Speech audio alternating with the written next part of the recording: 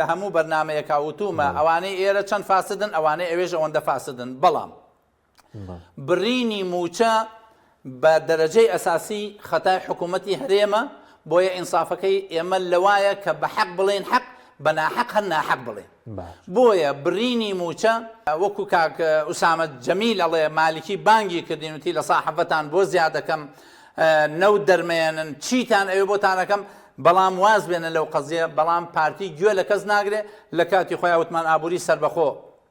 ڕام مەگەێنن چونکە تووشی گرفتمانەکە کۆمەڵی دادگەری ئێستەشی لەگەڵا بێ لە هەموو دەورەکانە یەکێک بۆ لە فراکسیۆنە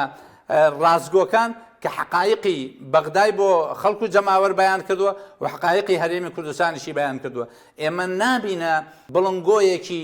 درۆ بۆ بازرگانیکردن بە قەومەچیەکانی هەرێمی کوردستان و لەژێر بەیداخی قەومەچێتیا